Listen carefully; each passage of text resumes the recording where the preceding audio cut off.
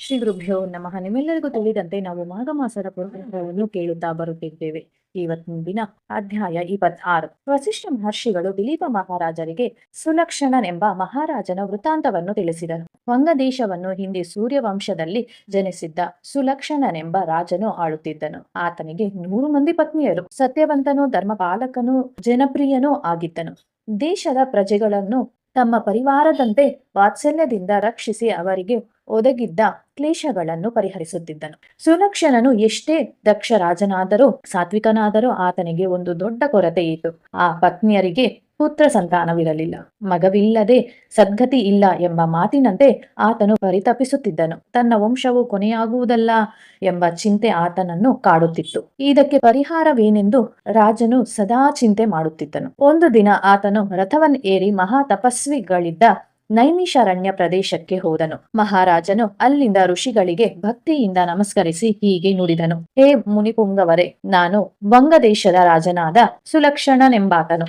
ನನಗೆ 100 ಮಂದಿ ಪತ್ನಿಯರಿದ್ದಾರೆ.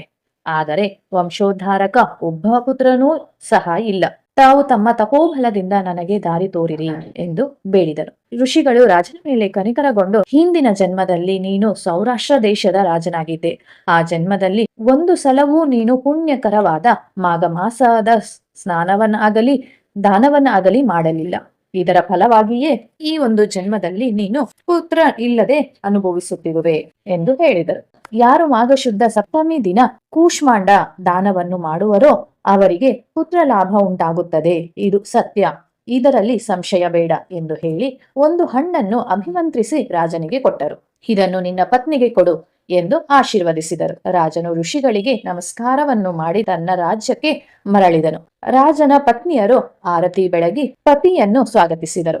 ಆತನು ಋಷಿಗಳು ನೀಡಿದ ಫಲದ ಬಗ್ಗೆ ತಿಳಿಸಿ ಅದನ್ನು ಒಂದು ಕಡೆ ಭದ್ರವಾಗಿ ಪತ್ನಿಯರೊಡನೆ ಭೋಜನ ಶಾಲೆಗೆ ತೆರಳಿದನು. ಅಷ್ಟರಲ್ಲಿ ರಾಜನ ಕಿರಿಯ ಪತ್ನಿಗೆ ತಾನೇ ಯಾರಿಗೂ ತಿಳಿಯದೆ ಆ ಹಣ್ಣನ್ನು ತಿಂದು ಬಿಟ್ಟಳು. ರಾಜನ ಶಯನ ಗೃಹಕ್ಕೆ ತೆರಳಿ ಹಣ್ಣನ್ನು ತಿಂದು ಏನೂ ತಿಳಿಯದಂತೆ ಎಲ್ಲರ ಜೊತೆ ಸೇರಿಕೊಂಡಳು. ರಾಜನು ಭೋಜನ ಮುಗಿದ ನಂತರ ಪತ್ನಿಯೊಡನೆ ಮಂತ್ರಿಸಿದ ಫಲವಿದ್ದ ಕಡೆಗೆ ಬಂದನು. ಬಂಗಾರದ ಬಟ್ಟಲಲ್ಲಿ ಇಟ್ಟಿದ್ದ ಹಣ್ಣು ಕಣ್ಮರೆಯಾಗಿತ್ತು.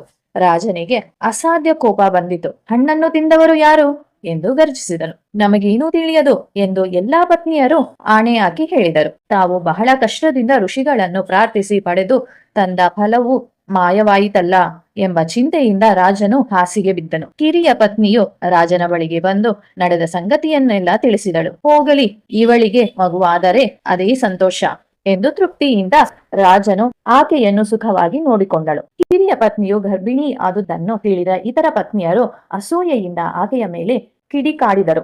ಆಕೆಗೆ ಪುತ್ರ ಪ್ರಾಪ್ತಿಯಾದರೆ ರಾಜನು ತಮ್ಮನ್ನು ಉದಾಸೀನ ಮಾಡಬಹುದು ಎಂಬ ಭಯದಿಂದ ಅವರು ಆಕೆಗೆ ವಿಷ ಪ್ರಯೋಗ ಮಾಡಿದರು. ಆದರೆ ಮಂತ್ರಬಲದಿಂದ ಗರ್ಭ ಶಿಶುವಿಗೆ ತೊಂದರೆಯಾಗಲಿಲ್ಲ. ಆದರೆ ಗರ್ಭಿಣಿಗೆ ಹುಚ್ಚು ಹಿಡಿಯಿತು.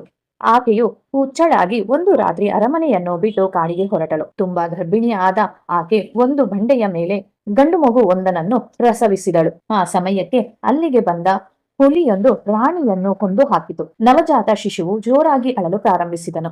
ಅಲ್ಲಿಗೆ ಆಹಾರವನ್ನು ಹುಡುಕುತ್ತಾ ಬಂದ ರಾಜಹಂಸ ಪಕ್ಷಿಗಳು ಆ ಶಿಶುವಿಗೆ ಜೇನು ಹಣ್ಣುಗಳನ್ನು ನೀಡಿ 1 ವರ್ಷ ಸಾಕಿದವು. ಬೇಸಿಗೆ ಬರುತ್ತಲೇ ಆ ಪಕ್ಷಿಗಳು ಶಿಶುವನ್ನು ಇತರ ಹಂಸಗಳ ವಶಕ್ಕೆ ಒಪ್ಪಿಸಿ ತಾವು ನೀರಿನ ಕಡೆಗೆ ವಲಸೆ ಹೋದವು. ಆ ಸಮಯಕ್ಕೆ ಪತ್ನಿ ಸಹಿತನಾಗಿ ಸ್ನಾನಕ್ಕಾಗಿ ಅಲ್ಲಿಗೆ ಬಂದ ಒಬ್ಬ ತಪಸ್ವಿಯು ಆ ಸುಂದರ ಶಿಶುವನ್ನು ನೋಡಿ ಮಮತೆಯಿಂದ ತಮ್ಮ ಜೊತೆ ಕರೆದುಕೊಂಡು ಹೋದನು. ಹೀಗೆ ರಾಜಕುಮಾರನು ಋಷ್ಯಾಶ್ರಮದಲ್ಲಿ 3 ವರ್ಷಗಳ ಕಾಲ ಬೆಳೆದನು. ಆ ಮಗುವನ್ನು ಕಂಡು ಋಷಿಯ ಮೊದಲ ಹೆಂಡತಿಗೆ ಅಸೂಯೆ ಉಂಟಾಯಿತು.